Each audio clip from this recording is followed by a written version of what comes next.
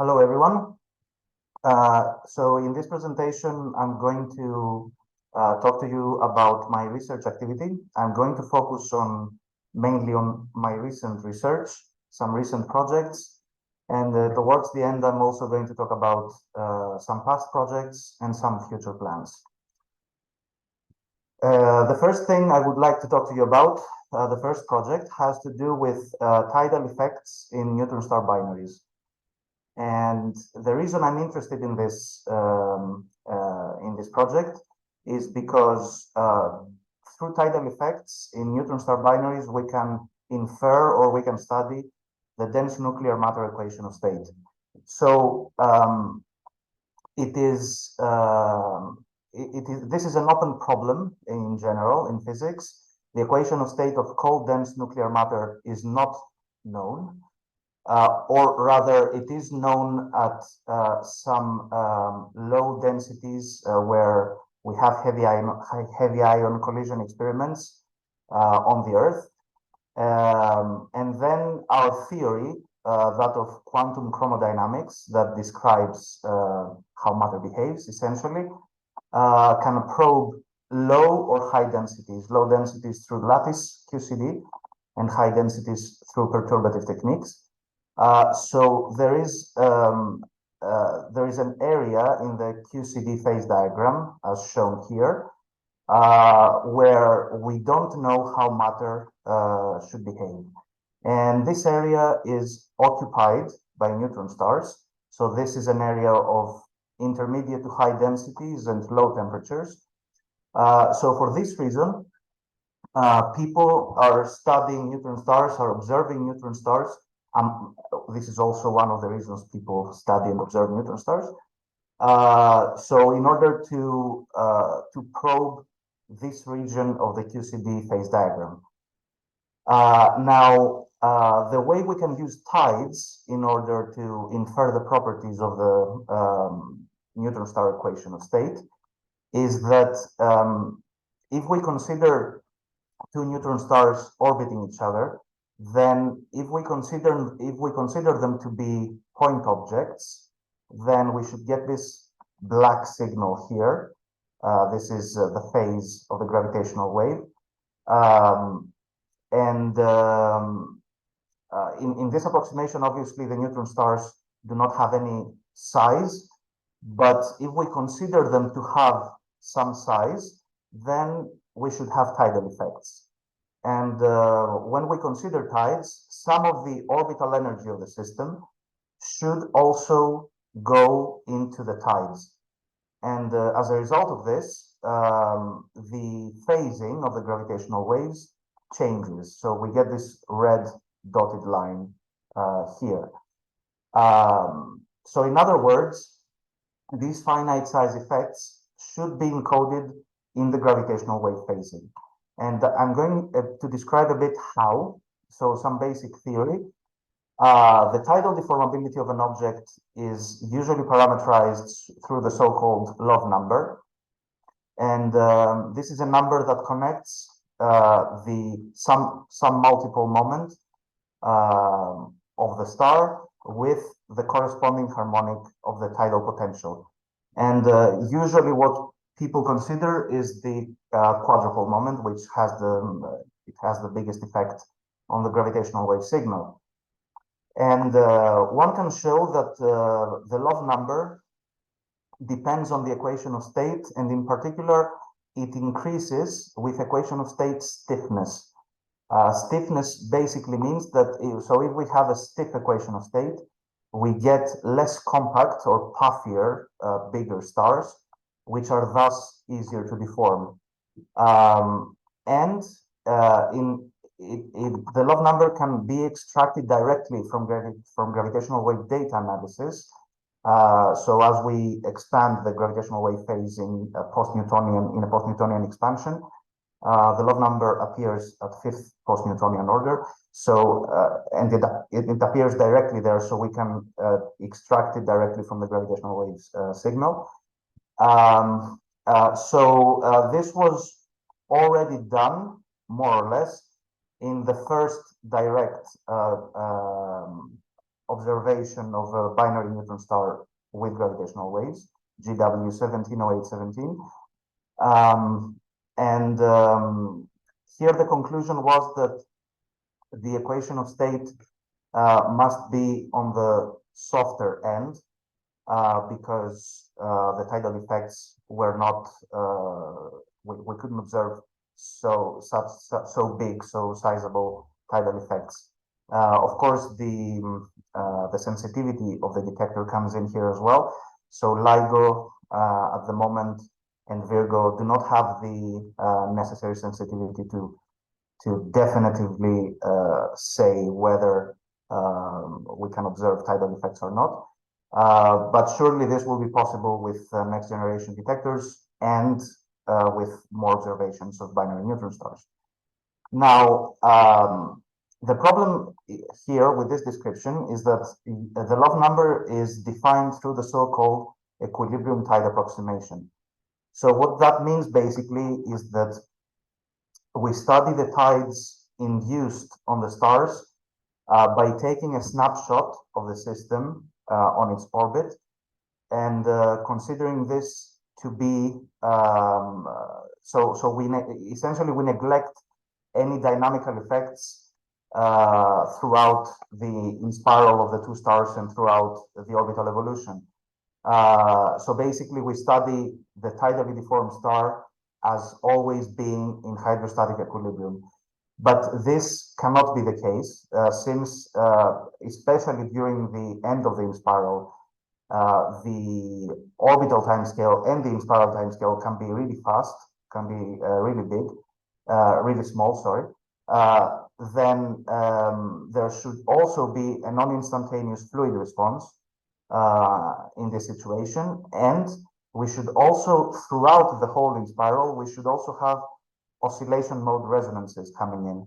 So basically, like every object, the neutron star oscillates on some characteristic modes, on some characteristic frequencies. And when the frequency of one of these modes matches the orbital frequency of the system, this mode can get resonantly excited and thus increase the response to the tide. Obviously, if we don't take this into account and consider this increase to be a part of the equilibrium tide approximation, there we are missing this effect and we're underestimating the tidal effects. Okay, so my main contribution to this idea, to this project, comes through the study of these oscillations during the inspiral, and in particular, what we are interested in is studying some oscillation modes which are excited earlier in the inspiral. So the main contribution to the tidal deformability should come from the fundamental mode of the star, which is due to its large frequency, it should be excited towards the end of the inspiral. But before that, we have in theory an infinite spectrum of oscillation modes that can be excited. They're not as important, but they might have an accumulated contribution to the gravitational wave phasing that we see at the end when the binary enters the frequency range of the detector. So what we do is we define an effective log number which takes into account these resonances, and here this sum over here is a sum over the contributions of all the oscillation modes to the tidal deformability. And the red part here is the how this equation changes when we add the dynamical effects.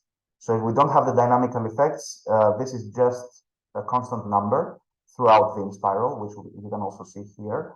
it's just a static contribution. But when we add the dynamical effects, we also get the resonances, which is this term. And then and this is also part of my contribution to the project, because the resonance doesn't last for a long time, because as the two stars inspiral towards each other, the orbit doesn't stay at one particular frequency for a long time due to the inspiral.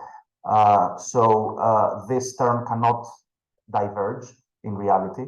So we have to take this into account, and we have to add some correction, which is this term here, in order to not allow this divergence. Nevertheless, the contribution of each mode should be large near its resonance. So when the orbital frequency or the tidal frequency matches the mode frequency, the way we treat the resonance is by using a stationary phase approximation around the resonance, and then asymptotically matching the solution near the resonance and far from the resonance in order to ensure continuity. And here I show an example of the contribution of one of these low frequency modes that can get excited early on in the inspiral. In this case, the G1 mode, and this is its contribution to the effective love number. So it starts as it's a constant number before it gets resonantly excited. It only contributes to the static love number, so without the dynamical effects. And then at its resonance, its contribution increases, and then there is some oscillation due to the fact that we excite the mode, so after that point, it can oscillate freely. And in this plot here, I saw the collective contribution of some modes, some G modes, and also that of the F mode, which is, it has the biggest effect here. This is the fundamental mode that I talked about before, and it has the largest contribution to the effective love number. However, as I said, there should be also a collective contribution from all these smaller resonances from the G modes. And this is particularly important because the G modes depend a lot on the equation of state, whereas the F mode, for example, mainly depends on the average density in the star. So the G modes will be much more helpful in order to arrive at conclusive, in order to arrive at some more robust conclusions about the equation of state. And this composition dependence due to the G modes enters at, has a small effect. It enters at 10 to the minus 2, although this is a work in progress, I have to say. So this would make it possibly within reach of next generation detectors. And by the way, the detection of these tidal effects, the accurate representation of these tidal effects, is one of the main research objectives of the next generation detectors. And in addition to this, we can do interesting physics by using this description. So, for example, the neutron stars are quite complicated objects. We expect them to have a solid crust on their surface. We expect them to be superfluid. We expect them to have a superfluid interior. So by adding physics, we are also adding new ways for the neutron star to oscillate, new oscillation modes. There should be superfluid counterparts of the ordinary fluid modes.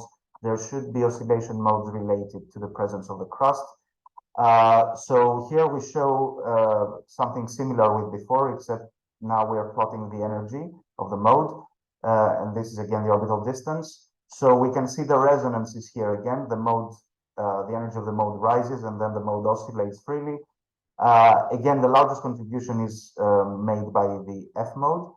But here we have another interesting effect, which is that there are some modes that, when resonantly excited, can actually fracture the crust. And there have been some short gamma ray burst observations that exhibit a pre-burst, and this could be attributed exactly to this effect, that there is a fracture in the crust that releases energy in the form of a pre-burst, and then after some time we have the actual burst.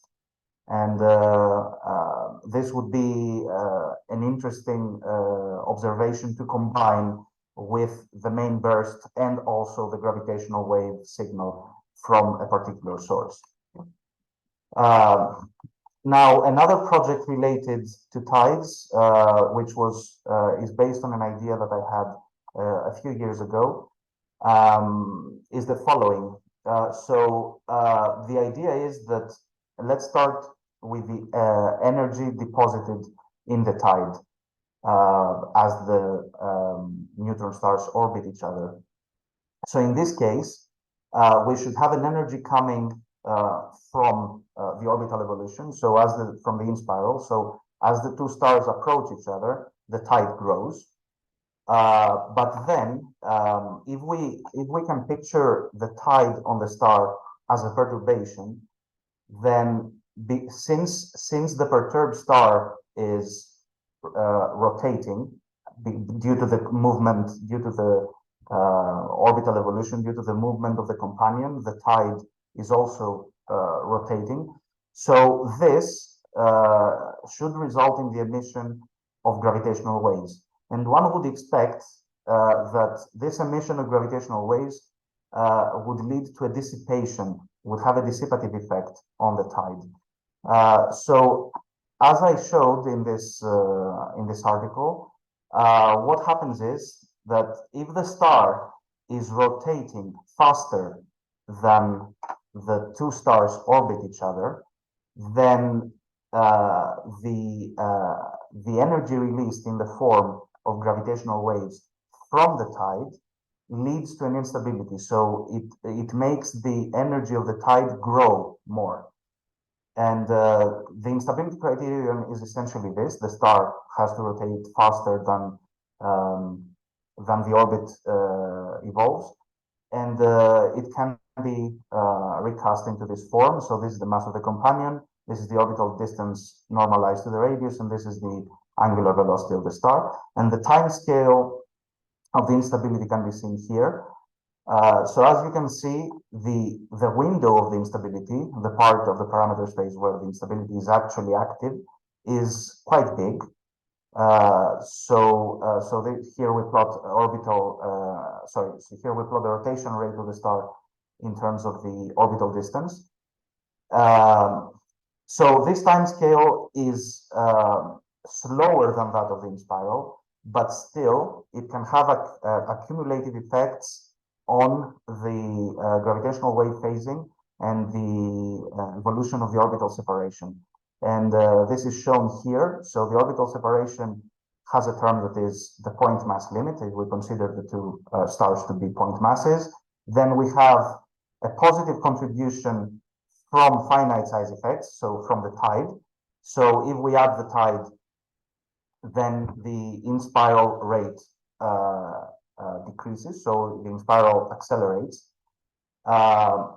But if we add this secondary effect, which comes from the emission of gravitational waves from the tidal perturbation, we find that the inspiral is actually decelerated due to this instability. And again, these corrections should be potentially relevant for next generation gravitational wave detectors. They're more or less one order of magnitude lower than the effects of the tide. So they should become relevant for next generation detectors. Now, another line of research that I would like to talk to you about has to do with the study of the structure and stability of magnetic fields in magnetars.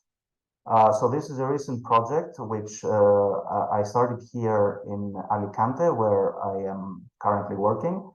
So the motivation behind this is that we expect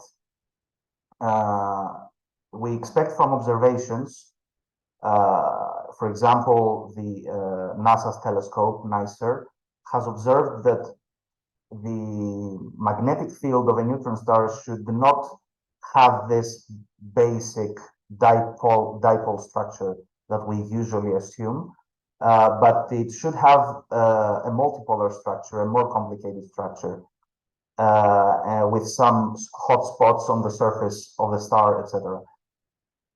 So what we do basically is we model magnetospheres using physics-informed neural networks by following the force-free assumption, which is the typical assumption people follow in these cases, where we assume that all the forces in the magnetosphere are very low compared to the Lorentz force. Thus, to have equilibrium, the Lorentz force should also vanish.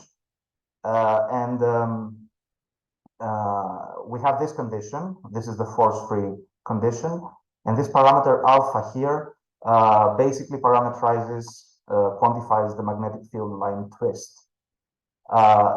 So according to some recent simulations done in our group, we don't have any steady-state solutions after a certain value of alpha. So this means that there should be some threshold beyond which no stability exists in the magnetic field structure. And my contribution enters at this point by using some classic analytical techniques in order to study stability of the magnetic field. So the idea is to use an energy variation principle and calculate its sign, basically. And when the sign changes, it should signify the onset of instability, of dynamical instability in this case. So this is helpful because in order to determine stability, the point of stability only by simulations, we would need a large number of simulations in order to cover the whole parameter space. Whereas with this technique, just by having some equilibrium models, we can explore the parameter space in a much easier way. Also, another interesting project that is based on an original idea has to do with the explanation of the quasi-periodic oscillations observed in the tails of some magnetar giant flares. So we have some sources where we can observe these oscillations in the giant flares, and most people agree that these come from magnetoelastic oscillations in the neutron star. But what we cannot explain is why we observe certain frequencies and not others, and why some frequencies appear and then disappear. Also, why the mode frequencies show a small variation. These are some effects that there has no model so far can explain. So the idea here is that this could be due to the presence of nonlinear resonant mode coupling. So basically what happens is that as one mode is growing, then if it grows at an amplitude which is high enough such that the linear approximation does not hold anymore to describe it, then it should non-linearly excite other modes in the star as well. And there are some criteria for this. There should be a nonlinear resonance between triplets of modes, and then we also have some other parameters like the coupling coefficient, how efficiently the modes couple to each other, and then we have a collective evolution of their amplitudes where one mode, the amplitude of one mode decreases, and then the amplitude of another mode increases. So this could explain the behavior of modes appearing and disappearing in these giant flares.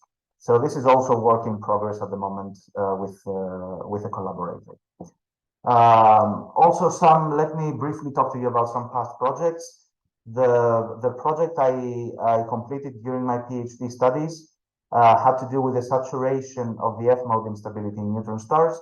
So this is basically an instability of the fundamental mode of the star due to the emission of gravitational waves. It's called the Chandrasekhar-Friedman-Schutz instability, and this makes it relevant for the detection of gravitational waves from fast-rotating neutron stars, isolated fast-rotating neutron stars. But obviously, like in the previous case, we expect that after some point, the growth of the instability should be halted due to the onset of effects. And this leads to the same thing. So we have nonlinear resonant mode coupling, and at some point, the instability cannot grow any longer, as seen here, and it just is, its amplitude is saturated at some value. And this is important because the amplitude of the gravitational wave that we're going to detect depends exactly on the amplitude of the mode. And this effect is particularly important in supramassive neutron star binary remnants. So if we have a pair of neutron stars that coalesces, then if the remnant is a neutron star and stays stable for long enough, then it can develop these instabilities really fast, and we could see some gravitational wave afterglow, as we called it, in a binary neutron star merger signal. And also another project had to do with studying the I love Q universal relations. So these are some universal relations that seem to apply in neutron stars between the moment of inertia, the love number, and the rotation-induced quadrupole moment of the star. So we studied them in stars made of dark matter. This was also an interesting project in order to study the universality of these relations in other objects other than neutron stars. So finally, to conclude some future plans, one project I would like to take on soon has to do with the saturation of the dynamical tide itself. So as we described, due to the mode excitation from the orbit, the amplitude of the tide should grow, but again, this probably has to be stopped by some nonlinear interaction between the modes. So the same idea as before, but this time applied to the dynamical tide. Another project that we want to start soon here in Alicante has to do with the emission of gravitational waves from neutron stars with axionic dark matter. So the axion is a hypothetical particle proposed to explain the non-violation of the CP symmetry, the charge parity symmetry, by the strong nuclear interaction. And they have the property that they can condensate around neutron stars. So we expect that they also affect their dynamics. And what we want to study is both quantitative changes in the gravitational wave signal during a binary inspiral, but also possible telltale effects that would definitely say that what we are seeing is due to the presence of an axionic field and not something else. And the more long-term project has to do with the development of the nonlinear mode coupling scheme in relativity. So because second-order perturbation theory that we have to apply in order to study this nonlinear mode coupling is complicated enough. It's done so far. It has been done only in a Newtonian framework, but neutron stars are relativistic objects, and this necessitates the reworking of the formalism, the development of the formalism, also in the case of relativity. So this would be a nice way to theoretically explain all the phenomenology seen in simulations of the post-merger phase of the remnant. For example, among the pros is that one does not need to resolve short-length scales like simulations do, for example. And the reason for this is that what we're studying in this case is the evolution of the amplitude and not of the phase of the mode. Among the cons is that one needs to explicitly calculate as many modes as possible, and maybe physics-informed neural networks would be a way to do that. The obstacle is that since we are in general relativity, modes are quasi-normal due to the emission of gravitational waves. We cannot consider them as a complete set in order to describe anything else we want. A contingency measure in this case would be the use of some approximation that usually people utilize in order to deal with emission of with unwanted emission of gravitational waves, like the Culling approximation or the conformal flatness approximation, for example. So that would be it. Thank you very much for your attention.